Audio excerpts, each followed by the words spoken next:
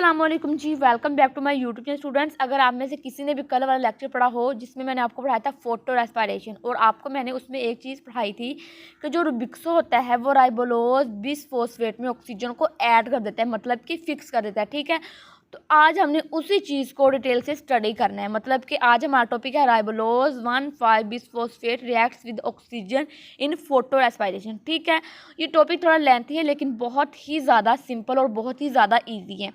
अगर इसमें देखा जाए, सबसे पहले हमारे पास ये आता है कि the first step of photo respiration during which RUBP reacts with oxygen. मतलब कि फोटो रेस्पिरेशन का पहला स्टेप जिसमें हमारे पास RUBP रिएक्ट करता है ऑक्सीजन के साथ इज कैरिड आउट बाय रुबिक्सो।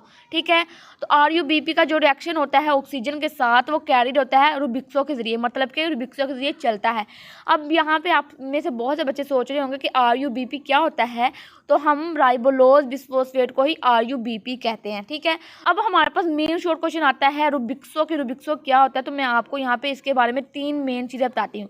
सबसे पहले इसके बारे में मेन चीज़ ये है कि rubisco is the most abundant protein in chloroplast. मतलब कि क्लोरोप्लास्ट में जो सबसे ज़्यादा अबंडेंट प्रोटीन होती है वो हमारे पास रुबिक्सो ही होती है। अच्छा, जिसका दूसरा पॉइंट ये है कि probably the most abundant protein in the world.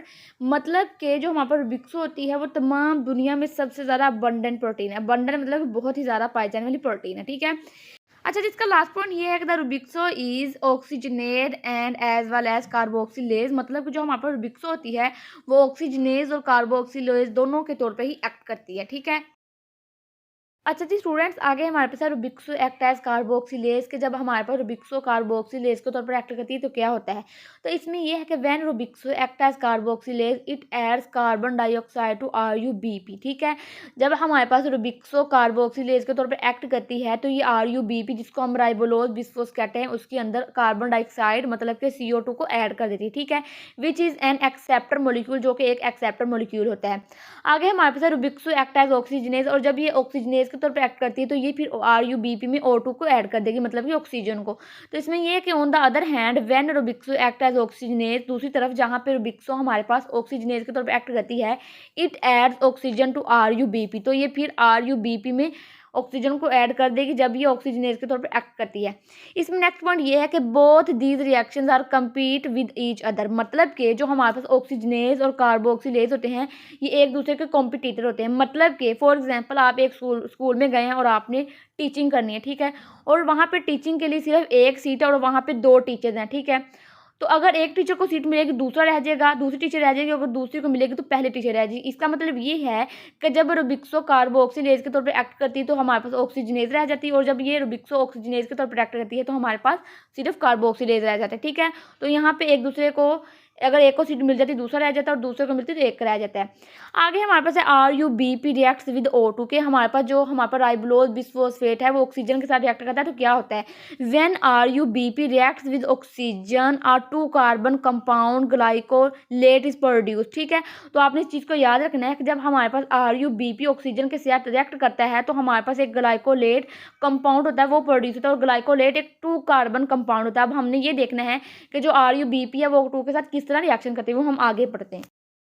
अच्छा जी स्टूडेंट्स, ये हमारे पास रिएक्शन जिसमें RUBP O2 के साथ रिएक्शन करवाता है और हमारे पास ग्लाइकोलेट बन जाता है। ठीक है, आगे हमारे पास है पर ऑक्सीजोम्स। मैं आपको बात बता दूं, पर ऑक्सीजोम्स हमारे पास मेम्ब्रेन बाउंडेड ऑर्गेनेलीज होती हैं। ठीक है, तो इसमें उन्होंने ये बताया हुआ है कि the glycolate thus produce diffuse into the membrane bounded organelles. मतलब कि जो हमारे पास ग्लाइकोलेट होता है ये मेम्ब्रेन बाउंडेड ऑर्गेनेलीज में डिफ्यूज हो जाता है, और उन ऑर्गेनेलीज को हम क्या कहते हैं, पर ऑक्सीजोम्स। ठीक है, आगे हमारे पास है ग्लाइसिन। तो ग्लाइसिन में क्या होता है कि in the peroxisome the glycolate is converted into glycine. मतलब कि जब हमारे पास ग्लाइकोलेट पर ऑक्सीजोम नहीं आता है तो फिर क्या करता है कि जो ग्लाइकोलेट है वो ग्लाइसिन में कन्वर्ट हो जाता है। जैसे कि मैंने इधर नीचे रिएक्शन लिखा हुआ है, ग्लाइकोलेट कन्वर्ट हो गया ग्लाइसिन में। ठीक है, अच्छा जी स्टूडेंट्स, आगे हमें ग्लाइसिन के बारे में पता होना चाहिए ग्लाइसिन क्या होती है। तो इसमें ये है कि the glycine is the simplest amino acids. ठीक है, तो हमारे पास ग्लाइसिन सिंपलेस्ट अमाइनो एसिड्स होते हैं which soon after its formation diffuses into mitochondria mitochondria.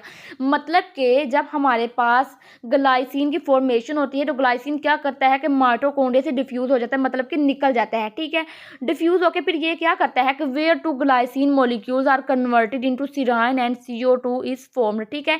जब हमारे पास ग्लाइसिन माइटोकॉन्ड्रिया से डिफ्यूज़ हो जाएगा, मतलब कि निकल जाएगा, तो ये क्या करेगा, ये सीराइन में और CO2 में मतलब कि अब कन्वर्ट कर लेगा अपने आप को।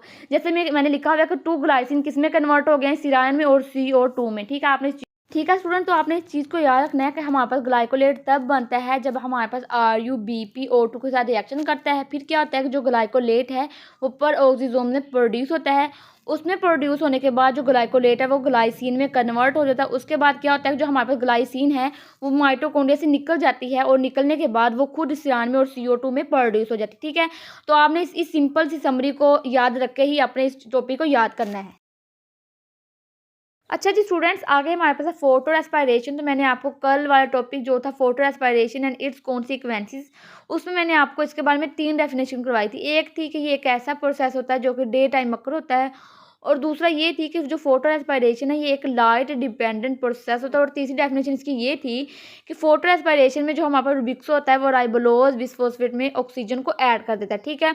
तो अब हमने इसकी चौथी डेफिनेशन करनी है, जो ये है कि the pathway in RuBp is converted into serine is called photo respiration, ठीक है। तो हमारे पास फोटो रेस्पायरेशन एक ऐसा पाथवे होता है जिसमें RuBp सीराइन में कन्वर्ट हो जाता है, ठीक है। आगे इसका नेक्स्ट पॉइंट ये है कि photo respiration used ATP and NADPH produce in light reaction, ठीक है। हमारे पास फोटो रेस्पायरेशन ATP और NADPH को यूज़ करता है जो कि लाइट रिएक्शन में प्रोड्यूस होती है, just like kelvin Benson cycle, ठीक है।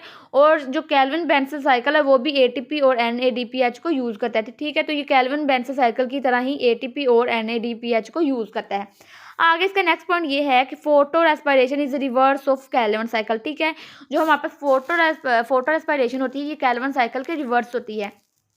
नेक्स्ट इसका पॉइंट ये है कि during photo respiration CO2 is released instead of fixation into carbohydrates. इसका मतलब ये है कि जो हमारे पास CO2 है वो कार्बोहाइड्रेट्स में फिक्स होने की बजाय फोटो रेस्पिरेशन में से रिलीज हो जाती है, ठीक है। इंस्टेड का मतलब होता है बजाय, तो जो हमारे पास CO2 है वो कार्बोहाइड्रेट्स में फिक्स नहीं होती है। आगे इसका लास्ट पॉइंट ये है कि in most plants photorespiration reduce the amount of carbon fixed into carbohydrates by 25%। मतलब कि पौधों में क्या होता है कि जो हमारे पास फोटो रेस्पिरेशन होती है वो क्या करती है, कार्बन की जो अमाउंट होती है उसको कम कर देती है। और किस कार्बन के अमाउंट को कम कर देती है, जो कि कार्बोहाइड्रेट में फिक्स होती है।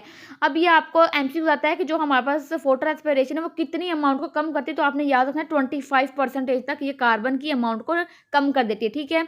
तो स्टूडेंट्स, अगर मैं आपको ये पूरा टॉपिक करवाऊंगी तो ये बहुत ही ज़्यादा लेंथी हो जाएगा और आपको अंडरस्टैंड करने में थोड़ी मुश्किल पेश आएगी। तो इसलिए मैं इसको पार्ट में डिवाइड कर दूंगी। पार्ट 1 में मैंने आपको फोटो रेस्पिरेशन तक पढ़ा दिया है। इंशाल्लाह पार्ट 2 में आगे हम फोटो रेस्पिरेशन से आगे नेक्स्ट पढ़ेंगे कि इसमें क्या होता है। ओके जी, अल्लाह।